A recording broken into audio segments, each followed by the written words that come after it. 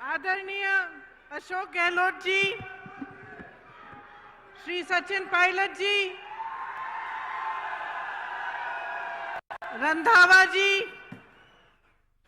गोविंद सिंह दोतासरा जी, Shri CP Joshi ji, Shrimati ममता भूपेश जी, प्रसादी लाल मीना जी, मुरारी लाल मीना जी, धीरज गुर्जर जी, जुबैर खान जी, रामजी लाल औध जी, अमृता धवन जी, वीरेंद्र राठौर जी, सभी उपस्थित नेतागण, पार्टी के कार्यकर्तागण, मेरी प्यारी बहनें, मेरे प्यारे भाई, आज मेरे लिए ये बहुत गर्व की बात है कि मैं श्री मेहंदीपुर बालाजी महाराज, पपलाज माता, देवनारायण भगवान जी और मीन भगवान के आशीर्वाद से आपके बीच आई हूं। मुझे ये सुनकर बहुत खुशी हुई कि मेहंदीपुर बालाजी मंदिर यहाँ पास में है, तो यहाँ आते आते मैंने अशोक गहलोत जी से निवेदन किया कि अगर समय है तो हम लोग वहाँ जाएं। तो मैं बहुत खुशी से कहना चाहती हूँ कि पहली बार बहुत इच्छा रही थी मेरी बहुत सालों से कि मैं यहाँ आऊँ, और पहली बार मुझे मौका मिल रहा है। इस मीटिंग के बाद मैं वहाँ ज़रूर जाऊँगी। दौसा ने देश को पंडित नवल किशोर शर्मा जी और राजेश पायलट जी जैसे नेता दिए। आज इस धरती पर खड़े होकर उनको नमन करती हूं। ठहरूं कि बोलूं? बोलती रहूं? रुक जाती।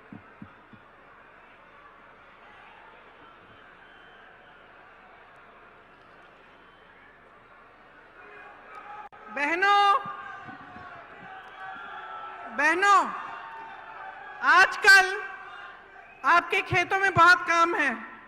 मैं जानती हूं कि आप दिन रात संघर्ष कर रही हैं, दिन रात मेहनत कर रही हैं, फिर भी आप यहां आई हैं, इसके लिए बहुत बहुत धन्यवाद। देखिए, चुनाव चल रहा है। मैं तेलंगाना जा रही हूँ, छत्तीसगढ़, मध्य प्रदेश, राजस्थान, मिजोरम, हर जगह चुनाव है। जहाँ जहाँ मैं जाती हूँ तो उस प्रदेश की जो खासियत है, उस प्रदेश का जो हुनर है, जिसके लिए उस प्रदेश की मजबूती पूरे देश में जानी जाती है, उसके बारे में मैं बात करती हूँ। ये वीरों का प्रदेश है। यहाँ के महापुरुषों ने हमारे देश के लिए बड़े बड़े बलिदान दिए और इस देश की आज़ादी में बहुत भूमिका निभाई। इसी तरह से मध्य प्रदेश में गई तो रानी दुर्गावती जी हैं वहाँ, उन्होंने भी देश के लिए, आज़ादी के लिए संघर्ष किया। और हर प्रदेश में ऐसी कहानियाँ हैं। और सिर्फ महापुरुषों ने नहीं, इस देश के जन जन ने देश को मजबूत बनाने के लिए और देश की आज़ादी के लिए बलिदान दिया है। देश के किसान ने संघर्ष किया है, देश की महिलाओं ने संघर्ष किया है, तभी ये देश आकर यहाँ पहुँचा है जहाँ हम आज हैं। तो जब हम सरकार बनाने की बात करते हैं, चुनाव की बात करते हैं, तो हमें ये सोचना बड़ा ज़रूरी है कि हम सरकार से क्या उम्मीद रखते हैं। ये देश, ये प्रदेश जिसके लिए हम सब मेहनत करते हैं, जिसके लिए हम सब संघर्ष करते हैं, इसकी सरकार हमारे लिए क्या करेगी, ये सोचना बहुत ज़रूरी होता है। आपका जीवन का सफ़र मुश्किल है। मेरी बहनें खेतों में काम करती हैं, घर गृहस्थी को संभालती हैं, बच्चों के परवरिश को देखती हैं। मेरे भाई खेती करते हैं, जो किसान भाई हैं, आपके बच्चे बड़े होकर जवान बनते हैं, सरहद पर देश की सुरक्षा करते हैं। आप इस देश की रीढ़ हैं, इस देश को आपने बनाया है। तो इस जीवन के सफर में जो संघर्ष से भरा हुआ है, मुश्किलों से भरा हुआ है, इस सफर में आप सरकार से क्या उम्मीद रखते हैं? आप सरकार से ये उम्मीद रखते हैं कि आपके जीवन की जो मुश्किलें हैं उसे कम करने का प्रयास करे। आप सरकार से ये उम्मीद रखते हैं कि आपके जीवन संघर्ष में आपका साथ दे। जब आपदा आए तो आपको राहत मिले। जो खेती का काम आप कर रहे हैं उसमें आपको सुविधा मिले। जो मेरी बहनें बच्चों के परवरिश कर रही हैं उनको मदद मिले, ताकि आपका भविष्य और आपके बच्चों का भविष्य, जिसके लिए आप दिन रात मेहनत करते हैं, वो उज्जवल हो सकता है। यही उम्मीद रखते हैं ना आप? ये उम्मीद रखते हैं आप सरकार से? तो इस उम्मीद को पूरा करने के लिए, सरकार चलाने के लिए, देश को चलाने के लिए एक सोच और एक समझ की जरूरत होती है। असली नेता जो होता है वो वर्तमान और भविष्य की ओर देखता है, अतीत की ओर देखता नहीं है। अतीत का आदर करता है लेकिन बार बार अतीत की बात नहीं दोहराता। वो आगे देखता है कि हम आज जनता को किस तरह मजबूत कर सकते हैं ताकि आगे बढ़कर उनका भविष्य और भी मजबूत बने। तो इस सोच के लिए, समझ के लिए एक तरह का नेता होना चाहिए। जैसे आपने देखा, आपके प्रदेश में कांग्रेस की सरकार है। अब जो सरकार है उसने पूरी तरह से आपका जो ये जीवन सफर है इसमें आपकी मदद करने का प्रयास किया है। और अगर आप पिछले 5 सालों का आप सफर देखें तो आप ये जरूर कह पाएंगे कि राजस्थान की जो कांग्रेस सरकार रही है उसने आपके जीवन सफर को मजबूती दी है और उसको आसान करने की कोशिश की है। जो नेता सचमुच चाहते हैं कि प्रदेश आगे बढ़े, देश आगे बढ़े, वो सिर्फ अपना मान सम्मान और अपने घमंड को नहीं देखते, वो जनता को देखते हैं कि जनता के लिए क्या अच्छा है। बड़ी बड़ी इमारतें बनाना, 20,000 करोड़ का नया संसद बनाना, 27,000 करोड़ के कॉन्फ्रेंस हॉल बनाने, 16,000 करोड़ के हवाई जहाज खरीदने अपने लिए, ये एक तरह के नेता करते हैं। भाजपा के आज नेता जो हैं वो सबसे पहले अपने अहंकार को, अपने मान सम्मान को बढ़ाने के लिए अपने लिए काम कर रहे हैं और अपने उद्योगपति मित्रों के लिए काम कर रहे हैं। आप सोचिए, जब देश के प्रधानमंत्री 8-8 हजार करोड़ के हवाई जहाज खरीद रहे हैं और वही प्रधानमंत्री कहते हैं कि किसानों का कर्ज माफ करने के लिए पैसे नहीं है, 27,000 करोड़ की इमारतें बनी जा रही हैं, वही कहते हैं कि ओपीएस पेंशन के पैसे नहीं हैं। अपने बड़े बड़े उद्योगपति मित्रों को देश की सारी संपत्ति दे चुके हैं। तो आप सोचिए, आपने भरोसा करके दिया, सत्ता दी, आपने खड़ा किया, आपकी उम्मीद थी कि आपके जीवन सफर में वो आपकी मदद करेंगे, आपकी उम्मीद थी कि जो देश की संपत्ति है उसकी हिफाजत करेंगे। लेकिन क्या हुआ? देश की सारी संपत्ति अपने बड़े बड़े उद्योगपति मित्रों को दे दी। जो 6,000 करोड़ की कंपनियां थी, लाखों की कंपनियां थी, उनको कम दाम में बेच दिया। जहां से आपको रोजगार मिल सकता था वो अपने बड़े बड़े उद्योगपति मित्रों को बेचकर प्राइवेट कर दिया। जहां आरक्षण मिलता था वो भी नहीं मिलेगा। तो आपने उम्मीद की लेकिन आपकी उम्मीद को तोड़ा गया। आज ये नौबत आ गई है कि प्रदेश की सरकार महंगाई के राहत कैंप लगा रही है, क्योंकि देश की जो सरकार है, केंद्र की जो सरकार है, उसने इतनी महंगाई बढ़ा दी है कि आप गुजारा नहीं कर पा रहे हैं।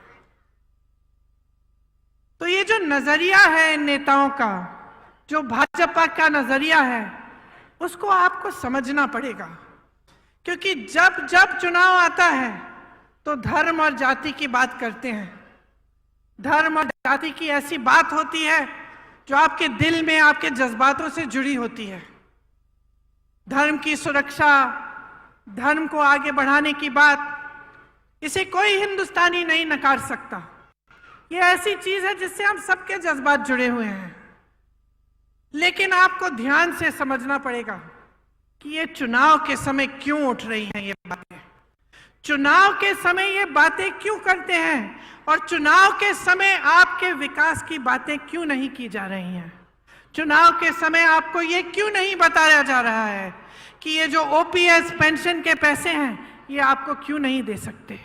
जब तमाम कांग्रेस की सरकारें प्रदेश के बाद प्रदेश में ओपीएस दे रही हैं तो इनको कौन सी दिक्कत हो रही है, ये सवाल आपको पूछने पड़ेंगे। और आपको अच्छी तरह से समझना पड़ेगा कि ये जो दो तरह की राजनीति हैं जो आज देश में चल रही हैं, इनमें से आपको कौन सी चुननी है। आपको एक ऐसी राजनीति चुननी है जो सिर्फ आपके जज्बातों की बात करती है चुनाव के समय, लेकिन आपके काम की बात नहीं कर रही है, या आपको एक ऐसी राजनीति चुननी है जो सुबह से शाम तक आपकी काम की बात करे, जो आपके जीवन की मुश्किलों को दूर करने की बात करे।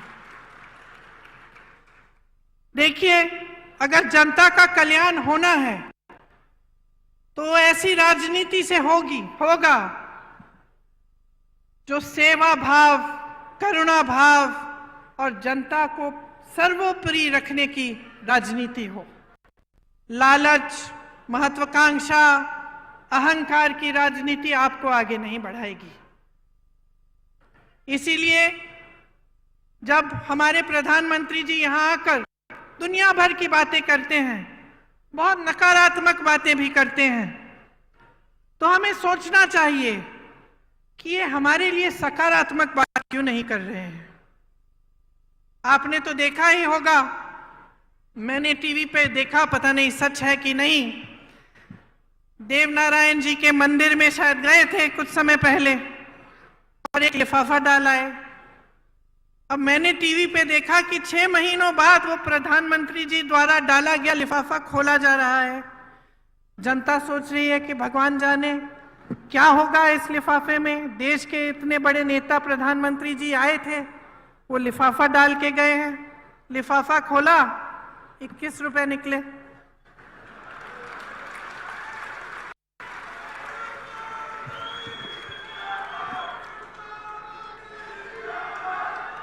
अब आप मुझे बताइए कि एक तरह से यही हो रहा है देश में। घोषणाएं बड़ी बड़ी, मंच पर खड़े होकर कैसे कैसे लिफाफे दिखाए जा रहे हैं आपको, और जब आप उन लिफाफों को खोलते हैं, जब चुनाव खत्म हो जाता है और बारी आती है कि काम करके दिखाओ, तो कुछ नहीं होता। तो इस राजनीति से सावधान हो जाइए। ये ईआरसीपी का जो जुमला है जो आपको दिया गया, यही चीज थी। ये सिर्फ एक नहर की परियोजना नहीं थी ये, बल्कि दौसा और आसपास के 12 जिलों के लिए जीवनदायिनी गंगा के समान है। भाजपा के नेता और प्रधानमंत्री जी से सिर्फ जुमलेबाजी होती है इस पर। पहले आए थे तो कहा था ईआरसीपी को राष्ट्रीय परियोजना का दर्जा दिया जाएगा। दिया क्या? दिया? आप आज तक ईआरसीपी के पानी का इंतजार कर रहे हैं कि नहीं? कर रहे हैं ना। अब मैं आपसे एक दूसरी तरह की राजनीति की बात कर रही थी। जिसका नजरिया आगे भविष्य के लिए सोचने का नजरिया होता है। तो आप सोचिए, पंडित जवाहरलाल नेहरू जी ने ऐसी जाल बिछाई थी पूरे देश में परियोजनाओं की, भाखरा नंगल डैम, रिहंद बांध, हीराकुंड, ब्यास, चंबल, गंडक, कोसी, रामगंगा पर देश के 60 से अधिक बड़े बांध की परियोजनाएं बनाई। इंदिरा गांधी नहर सबसे बड़ी नहर जो है, और सैकड़ों छोटी छोटी सिंचाई और जलापूर्ति की परियोजनाएं बनाई गई। उनके बाद इंदिरा जी आई, उन्होंने ये काम आगे बढ़ाया, शास्त्री जी आए, ये काम आगे बढ़ाया। तो जब राजनीति की सोच होती है कि आप भविष्य के लिए काम किया जाएगा, देश के लिए किया जाएगा, तो ऐसे काम होते हैं। खोखली घोषणाएं नहीं होती हैं जिनको पूरा करने का कोई इरादा ही नहीं होता। तो सतर्क किसको रहना पड़ेगा बहनों, बताओ? आपको सतर्क रहना पड़ेगा। आप इतनी मेहनत करती हैं अपने बच्चों को बड़ा करने के लिए, तो इसलिए तो नहीं करती ना कि जितनी भी देश की संपत्ति है जो आपके बच्चों और उनके भविष्य को मजबूत बनाने में जानी चाहिए, वो ये लोग गा रहे हैं। अब आप बेरोजगारी को देखिए, 45 साल में सबसे अधिक बेरोजगारी आज है। और बेरोजगारी है, फिर भी किस तरह की स्कीम ला रही है ये सरकार। आप पुलिस में हैं, मेरी बातों को सुन रहे हैं, आपकी तरह तमाम नौजवान परिश्रम करते हैं कि वो सेना में भर्ती होंगे। मैंने खुद अपनी आंखों से देखा है। उत्तर प्रदेश में एक बार मैं सुबह 4 बजे गिरफ्तार हो गई थी। उससे पहले जब पुलिस हमको ढूंढ रही थी, हम एक गांव के पास रुके, शायद 3:30 बजे होंगे सुबह के, और मैंने देखा बहुत सारे लड़के 3:30 बजे सुबह सड़क पर आ गए हैं। तो मैंने अपने साथियों से पूछा कि भाई इतनी सुबह सुबह क्या कर रहे हैं ये बच्चे यहाँ? सब दौड़ लगा रहे थे, सब मेहनत कर रहे थे कि जब सेना में भर्ती का समय आएगा तो हम भर्ती हो जाएंगे, हम अपने परिवारों के लिए कमाएंगे, हम अपना भविष्य मजबूत बनाएंगे। ये इसलिए तो नहीं मेहनत कर रहे कि 4 साल बाद वापस भेजा जाएगा इनको घर। देश के लिए बलिदान देने के लिए तैयार, सरहद पे खड़े होकर होने के लिए तैयार, वहां की बर्फीली चोटियों पर हमारी रक्षा करने के लिए तैयार। और आपने अग्निवीर जैसे स्कीम निकाल ली, जिसके जरिए 4 साल बाद ये बच्चे जिन्होंने इतनी मेहनत की, जो इतनी इच्छा से देश के लिए तैनात होने के लिए तैयार हैं, उनका भविष्य ही आपने खत्म कर लिया। इस तरह की स्कीम लाएगी क्या सरकार? जहां जहां आज मैं जाती हूं, नौजवान मिलते हैं, कहते हैं हमें जाना ही नहीं है, अब हम तो कोशिश भी नहीं करेंगे। इस साल शायद सबसे कम एप्लीकेशन गए होंगे, क्योंकि कोई मेहनत नहीं करना चाहता इतना कि 4 सालों में आपको घर जाके वापस गांव आना पड़ेगा। जब हम नौकरी के लिए इच्छा करते हैं, कोशिश करते हैं, तो सबसे बड़ी चीज क्या होती है कि हमें सुरक्षा मिलेगी, हम कमाएंगे, अपने माँ बाप की देखभाल करेंगे, अपने परिवारों को मजबूत बनाएंगे और जीवन भर हमें कुछ मिलता रहेगा।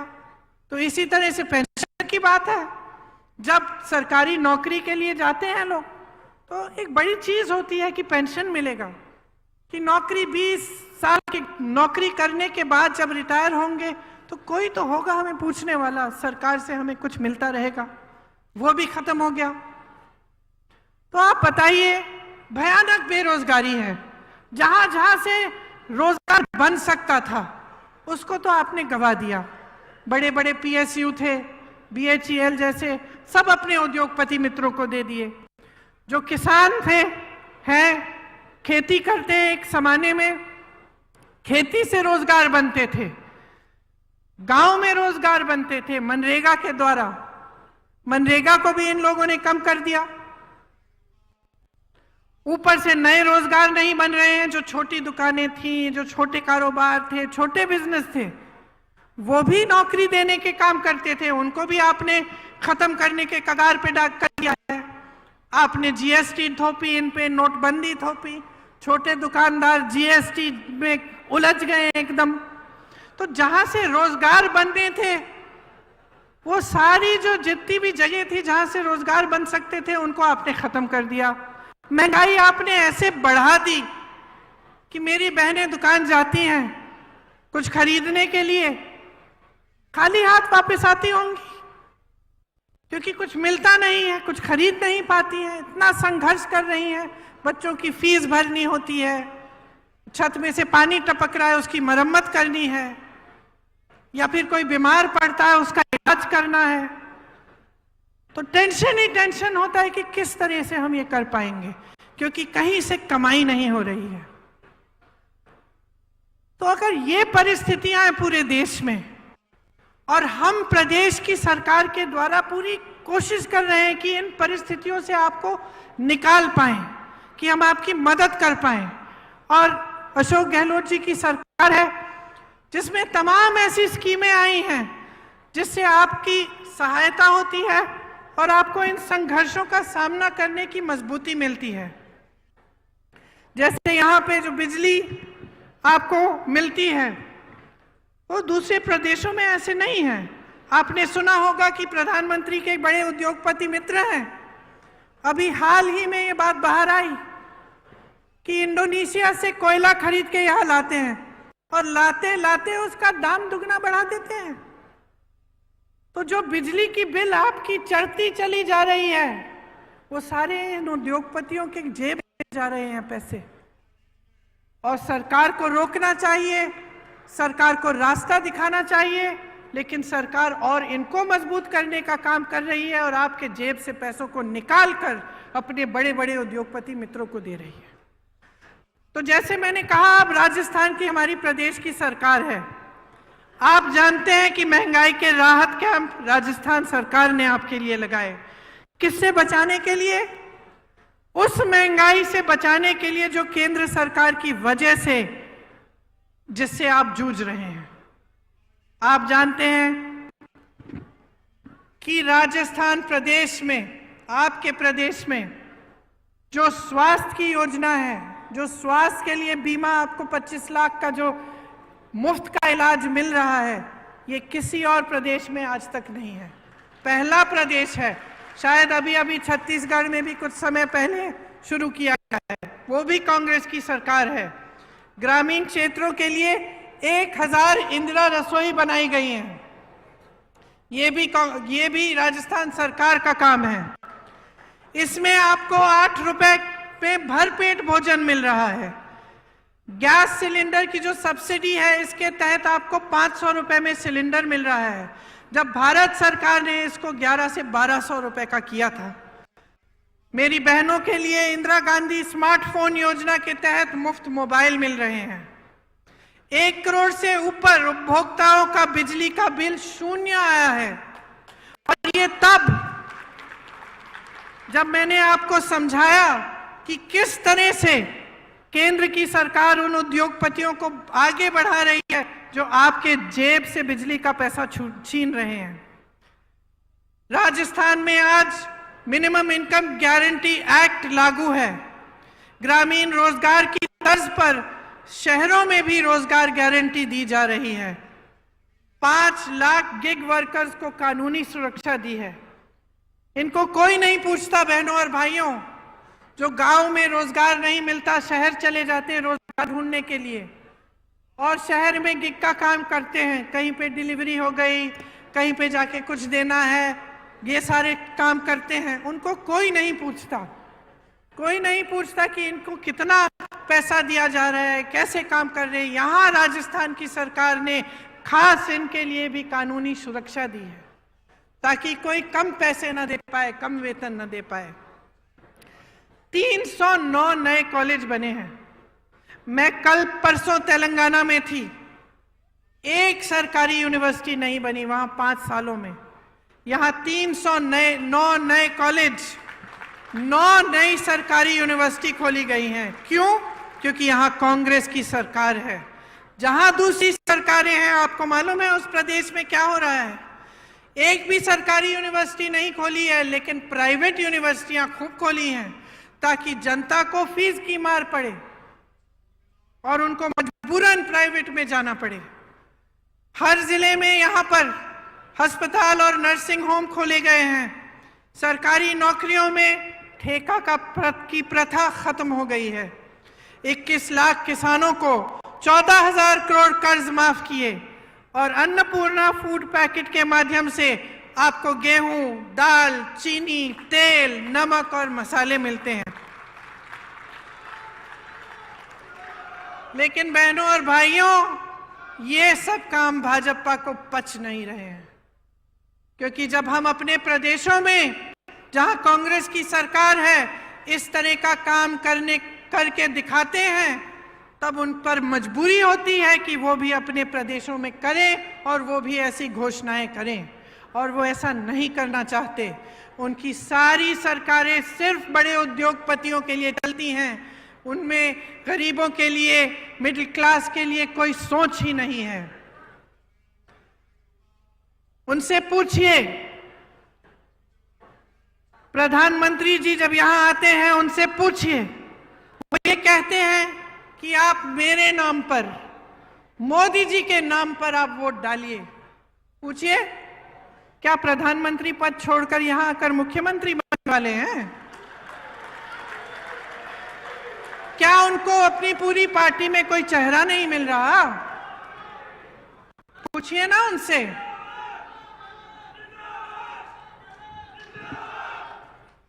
राजस्थान में कितनी योजनाएं दी इन्होंने जब इनकी सरकार थी। ईआरसीपी का जो वादा किया वो क्यों पूरा नहीं किया है अभी तक? बहनों और भाइयों, मसला साफ है। मोदी जी का ध्यान, भाजपा का ध्यान आपकी भलाई पे नहीं है। किस तरह से सत्ता में रहना है, किस तरह से अपने आप को मजबूत करना है, यही है उनका एकमात्र लक्ष्य और इसी पर उनका ध्यान है।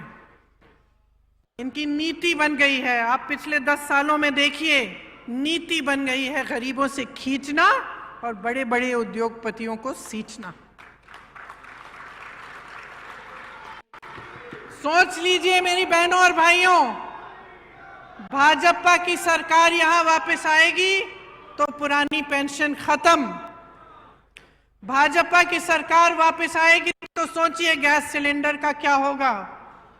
सोचिए कि आपको जितनी भी राहत मिल रही है उसका क्या होगा। सोचिए क्या आपका मुफ्त में 25 लाख का इलाज हो पाएगा कि नहीं, क्योंकि आपने अनुभव किया है। मैं नहीं कहती हूं कि मेरे कहने पर वोट दीजिए, अपने अनुभव पर दीजिए। आप खुद देखिए कि इस सरकार ने आपके लिए क्या किया। भाजपा आपके बारे में नहीं सोच रही है, वहां स्वार्थ हावी है। सब नेता खुद को मुख्यमंत्री घोषित कर रहे हैं। कहीं की ईंट, कहीं का रोड़ा, अनुमति ने कुनबा जोड़ा, मोदी जी के अहंकार ने कुनबा तोड़ा। आज पूरी पार्टी बिखरी हुई है, एकजुट होने का नामो निशान नहीं है। यहां पूरी पार्टी एकजुट होकर मंच पर बैठी है। राजस्थान का रिवाज बदल डालो। राजस्थान का रिवाज बदल डालो। इस बार दोबारा कांग्रेस को लाओ।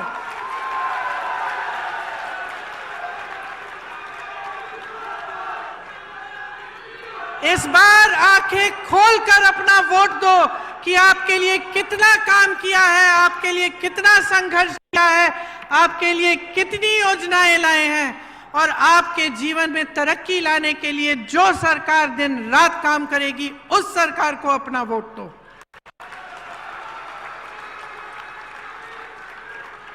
एक तरफ गहलोत जी का अनुभव है, आपके लिए दिन रात एक करने की इच्छा, आपके लिए ऐसी योजनाएं लाने का प्रयास जिससे आपका जीवन सफर सुनहरा हो। दूसरी तरफ सचिन पायलट जी जैसे युवा नेता जो आपके भविष्य की तरफ देखते हुए आपके लिए हर रोज मेहनत करते हैं।